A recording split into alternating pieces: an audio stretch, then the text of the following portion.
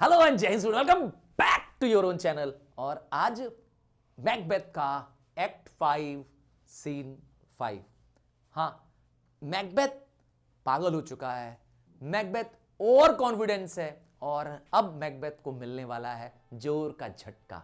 हाँ, मैकबेथ जिससे डर खत्म हो चुका था, जिसे अब डर नहीं लगता था, आज वो डरने वाला है। ये एक्ट आपको याद दिला देगा कि मैकबेथ जो पहले अच्छा था वह अब एक शैतान बन चुका है। सो हीरो टर्न्ड विलन, एक ट्रेजिक एंड होने वाला है और किस तरीके से मैकबेथ अपने अंत की तरफ बढ़ रहा है। आइए, यह सीन मैकबेथ के कासिल डंसनेन का है और उसी कासिल से मैकबेथ, उसका एक सर्वेंट सेटॉन और कुछ सोल्जर्स जो ड्रम करके लेकर के हैं। आइए सीन देखें। Macbeth, hang out our banners on the outward walls. क्या करो, हमारे इस कासल के बाहर क्या करो, हमारे बैनर्स लगा दो। बैनर मतलब होता है झंडे लगा दो। किसके? युद्ध के झंडे, है ना। The cry is still they come. और जो आवाज आ रही है कि दुश्मन आ रहे हैं, दुश्मन आ रहे हैं, तो यह आवाज का जवाब मेरा क्या है? यहां मैकबेथ का कॉन्फिडेंस झलक रहा है कि मैकबेथ को युद्ध से डर नहीं है, क्योंकि उसको यह पता है कि बर्निम वुड क्या करेंगे, डंसनेन तक मूव करके नहीं आ सकते, जंगल बढ़ करके इसके कासल तक नहीं आ सकता, इसीलिए वो कॉन्फिडेंट है। Our castle strength will laugh a siege to scorn. हमारा जो ये कासल है, हमारा जो ये किला है, हाँ राजा तो किले में रहते हैं ना, तो हमारा जो किला है इसकी स्ट्रेंथ इतनी ज्यादा है कि इसकी स्ट्रेंथ के आगे जो जो उसको कब्जा करना चाहते हैं वह उसका मजाक उड़ा रहा है। लाफ अ सीज, सीज मतलब होता है कैप्चर करना, तो हमारे कैप्चर करने वालों को मैं मजाक उड़ाता हूं, स्कॉन करता हूं, I make fun of them, क्योंकि इतना इतना मजबूत किला है मेरा। Here let them lie till famine. और मेरे दुश्मन अगर यहां आएंगे भी तो यहां पड़े रहेंगे मेरे कासल के बाहर। वो कासल के बाहर फेमाइन तक, फेमाइन मतलब होता है अकाल पड़ना, भूख से मरना। And ague eat them up, और या तो बीमारियों से मर जाएंगे, भूखे प्यासे तड़प करके बीमारियों से वह सारे सैनिक मारे जाएंगे जो मेरे कासल पे, इस डंसनेन कासल पे हमला करेंगे। यहां मैकबेथ का कॉन्फिडेंस झलकता है। Were they not forced with those that should be ours. मेरे जो सैनिक जो मजबूरवश चले गए हैं आज मेलकम की तरफ, आज इंग्लिश आर्मी की तरफ, वे अगर नहीं गए होते, वर दे नॉट, अगर वह नहीं गए होते, we might have met them, तब हम उनसे क्या करते, बाहर निकल करके। अभी तो मैकबेथ कासल के अंदर ही है और इंग्लिश फोर्सेस उन्हें घेरते हुए आगे बढ़ रही हैं। तब क्या होता अगर मेरे सैनिक वहां नहीं गए होते उनकी सेनाओं में, तो हम बाहर निकलते और डेयरफुल होते और बहादुरी के साथ क्या करते, बियर्ड टू बियर्ड अर्थात मैन टू मैन, एक एक आदमी से मुकाबला करते and beat them back home, और मार करके उन्हें क्या करते, उन्हें इंग्लैंड भेज देते वापस। तब तक अंदर से आवाज आती है ना, अ क्राई ऑफ वुमेन, एक औरत के तेज चिल्लाने की आवाज आती है। मैकबेथ पूछता है यह आवाज किसकी है? तब सेटन, जो कि मैकबेथ का वफादार नौकर, बताता है यह किसी औरत की आवाज है और वो चला जाता है पता करने। ये जो डायलॉग है, ये जो आप देखेंगे, ये एक सॉलिलॉकी है। यहां मैकबेथ अपने बारे में बता रहा है। देखिए ध्यान से क्या मैकबेथ हमसे बता रहा है। I have almost forgot the taste of fear. मैं डर को भूल चुका हूं, मेरे अंदर डर का जरा सा भी अब टेस्ट नहीं बचा है। The time has been my senses would have cooled to hear a night shriek. कभी एक ऐसा भी समय था जब एक श्रीक, एक चीखने की आवाज से, रात में अगर कोई चीखता था तो मेरे क्या हो जाते थे, मेरे सेंसेस कूल हो जाते थे, अर्थात मैं डर से कांप जाता था। कब? जब कोई रात में चीखता था। और and my fail of here would eight a dismal treatise rouse and stir as if it were in it, as life were in it। तो कभी कभी एक दूसरा एग्जाम्पल दे रहा है कब डरता था पहले। पहला एग्जाम्पल, जब रात को कोई चीख सुनाई देती थी तो वो डर जाता था पहले, और या तो जब क्या होता था, कोई डिस्मल ट्रिटाइज, कोई डरावनी स्टोरी, ट्रिटाइज स्टोरी होती है, कहानी होती है, डिस्मल मतलब होता है घोस्ट स्टोरी समझो। तो अगर कोई घोस्ट स्टोरी मुझे कोई सुना देता था, तब मेरे जो हेयर्स हैं, कहते हैं ना रोंगटे खड़े हो जाना, लिखा ना fell of hair, fell of hair मतलब बाल जो थे वो रोंगटे खड़े हो जाते थे मेरे डर के मारे। है ना, लिखा है ना, ऐसा लगता था मानो कि इन बालों में जान आ गई है, because they would stand up, मेरे बाल जो थे वो खड़े हो जा, रोहे खड़े हो जाना। I have सब्ड full with horrors, और मैंने तो हॉरर के साथ क्या किया है, डिनर किया है, सब्ड किया है, सब मतलब मैंने तो डर के साथ क्या किया, भोजन किया है। डायरनेस मतलब भाई डर, extreme fear, familiar of my slaughterous thought, और जो डर है वो मेरे ब्लडी थॉट्स को जानता है, अर्थात मेरे थॉट्स ज्यादा ब्लडियर हैं, ज्यादा ब्लडियर हैं, फियर से भी ज्यादा ब्लडियर हैं, and can not once start me, इसीलिए अब मुझे डर से स्टार्ट नहीं महसूस होता है। स्टार्ट मतलब होता है शॉक या surprise. So I am not surprised by the fear, क्योंकि मेरे जो ब्लडी थॉट्स हैं, स्लॉटरस थॉट हैं, वो ज्यादा डरावने हैं। हाँ, इसीलिए मुझे डर अब नहीं महसूस होता है। तब तक कौन आ जाएगा, सेटॉन फिर से आ जाएगा। हाँ, क्योंकि वो आज सुनने गया था ना कि वो चीख की आवाज कौन सी थी, तब पता चलेगा कि वो आवाज किसकी है। Why for was that cry, Macbeth पूछ रहा है कि वह चिल्लाने की आवाज किसकी थी, तब सेटन बताता है the queen my Lord is dead, lady Macbeth की मौत हो गई है। यहां देखिए, इस स्पीच में देखिए, वेरी इंपॉर्टेंट स्पीच है, इस स्पीच में आपको मैकबेथ का रिएक्शन पता चलेगा। मतलब मैकबेथ, लेडी मैकबेथ की मौत को भी क्या नहीं कर रहा है, को भी पछता नहीं रहा है, उसे इस मौत में कोई रिएक्शन नहीं समझ में आ रहा है। हाँ, क्योंकि अब वो एक ऐसी स्टेट ऑफ माइंड में चला गया है जब उसे समझ में नहीं आ रहा कि मैं रिएक्ट क्या करूं। हाँ, जरा आप शॉक्ड हो जाएंगे, क्या लेडी मैकबेथ की मौत के बाद मैकबेथ ने कहा, she should have died hereafter. हाँ, लेडी मैकबेथ को तो मरना ही था कभी ना कभी, हेयर आफ्टर मतलब मैकबेथ उसको नॉर्मल ले रहा है, ठीक है, आज नहीं कल तो मरना था। There would have been a time for such a word, और ऐसा कभी ना कभी तो मुझे सुनना था, ऐसा वर्ड कि लेडी मैकबेथ मर गई है, मुझे तो कभी ना कभी इस पॉइंट को सुनना था, तो आज मैं सुन रहा हूं। Tomorrow and tomorrow and tomorrow creeps in this pretty petty pace from day to day the last syllables of the recorded time।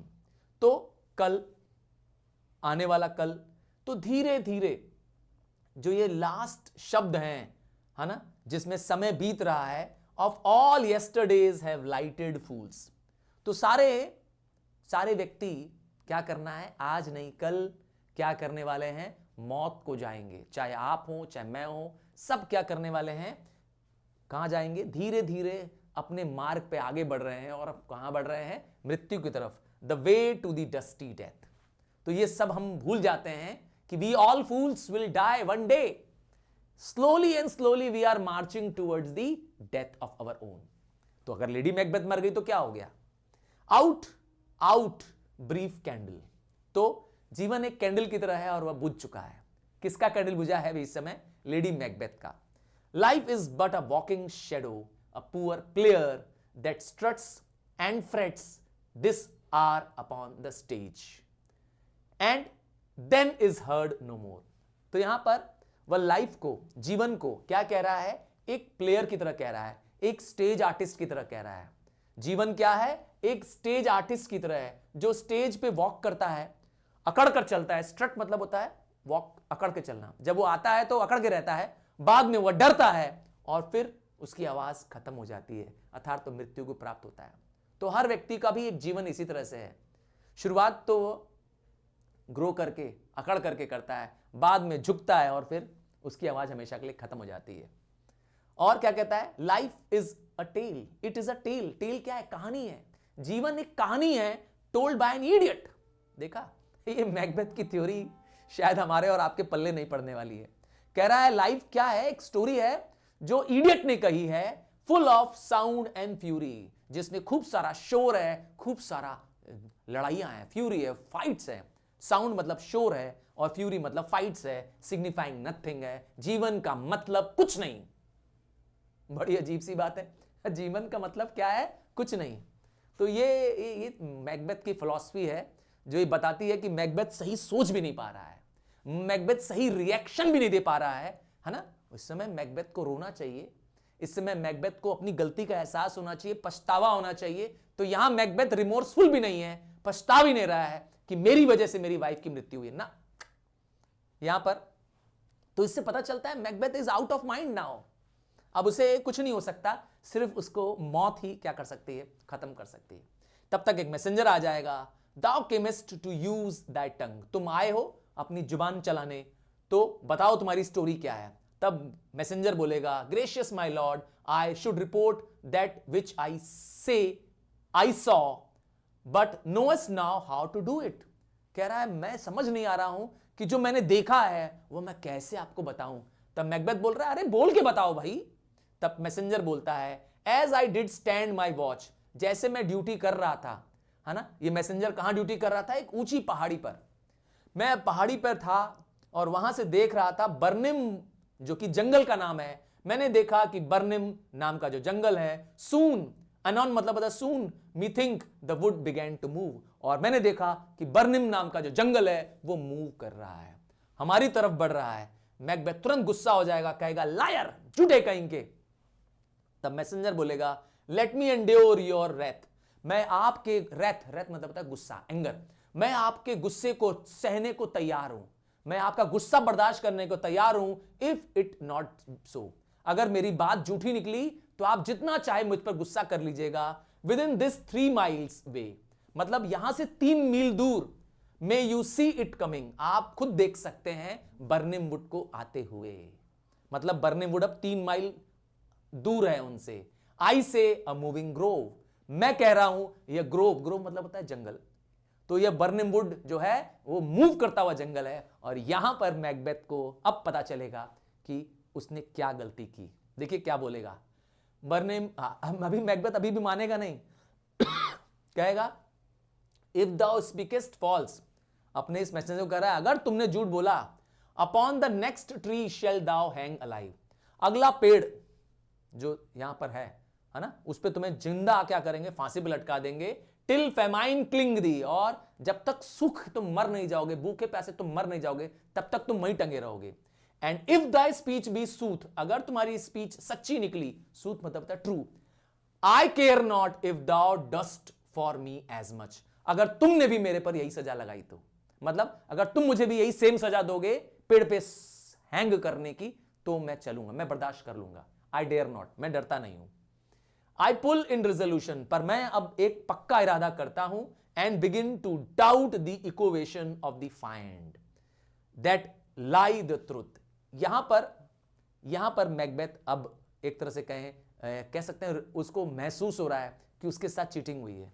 कह रहा है कि मैं शक कर रहा हूं जो इक्विवेकेशन, इक्विवेकेशन मतलब होता है किसी को विश्वास में लेना, जब सच बताना पर छुपा करके बताना, जिसमें गहराई तक क्या हो, सही बात ना हो, जैसे कि विचेस ने उसे कहा था।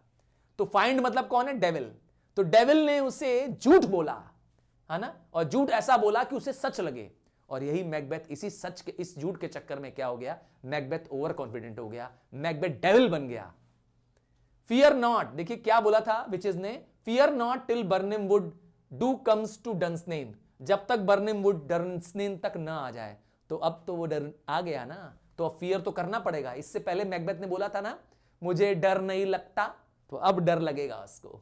And now a wood comes towards Dunsinane, तो आज वो जंगल, आज बर्निम वुड डंसनेन आ गया। कैसे आया था याद है ना, क्योंकि मेलकम ने अपने सैनिकों को कहा था कि वो क्या करें, पेड़ की बाव को, पेड़ की डालियों को कटे बर्निम वुड की, और उसे आगे लेके चलें, है ना, ताकि दुश्मन अर्थात मैकबेथ की सेना या ना पता ना कर सके कि कितने सैनिक आ रहे हैं।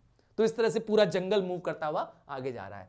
तो अब वो आवाज लगाएगा, आम आम, तैयार हो जाओ, हथियारों से तैयार हो जाओ, out if this which is avouches doth appear, अगर इसकी बात सच निकली, अवाउच मतलब सच निकलना, फाइंड ट्रू पढ़ना, and there is no more, there is nor flying hands nor tarrying here, और मेरे लिए तो यहां से भागना भी संभव नहीं है, और मैं यहां वेट भी नहीं कर सकता, है ना, टेरिंग मतलब वेटिंग होता है, मैं यहां पे भाग नहीं सकता यहां से डंसनेन से। आई गिन टू बी अवेरी ऑफ द सन, और अब मैं, यहां पे मैकबेथ हम लोग से कह रहा है कि मैं अब अपने जीवन से उक्त गया हूं, परेशान हो गया हूं। अवेरी मतलब होता है परेशान हो जाना, दुखी हो जाना, I am tired of my life. यह सन मतलब सूरज नहीं है, वो अपने लिए कह रहा है कि मैं अपने जीवन से अब हताश हो चुका हूं। And wish the estate of the wood world were now undone, और मैं विश करता हूं, आज मैं उम्मीद करता हूं ये जो दुनिया के बनाए नियम हैं सब ये क्या हो जाएं, अंडन हो जाए, अर्थात ये ऑर्डर ऑफ द वर्ल्ड जो है वह खत्म हो जाए, जो दुनिया में चलने वाला नियम है प्रकृति का वह खत्म हो जाए। पर आप तो जानते हैं मैकबेथ के कहने से तो खत्म नहीं होगा। रिंग द अलार्म, जाओ अलार्म बजा दो, बेल बजाओ, ब्लो विंड, और क्या करो, come rack, at least we will die with harness upon our back. फिर हम तैयार करेंगे, मरेंगे, युद्ध लड़के मरेंगे, हम हार्नेस के साथ लड़ेंगे। अर्थात मैकबेथ का यह तो पता चलता है कि मैकबेथ को पता है कि उसकी मौत, उसकी हार भी नजदीक है। हाँ, कहता है ना मैं मरूंगा पर अपने ऊपर हार्नेस के साथ। हार्नेस मतलब अरे वो आर्मर पहन के मरेगा, युद्ध में मरेगा, हां, हार मान के नहीं मरेगा। तो मैकबेथ फाइट बैक करेगा, ये पता चलता है। So this brings to the end of act 5 scene 5। और सारी एक्ट्स को देखने के लिए इसी चैनल पर आप जाएं और आपको मिल जाएंगे। तो और एक्ट्स को देखने के लिए जरूर देखिए। Bye, take care.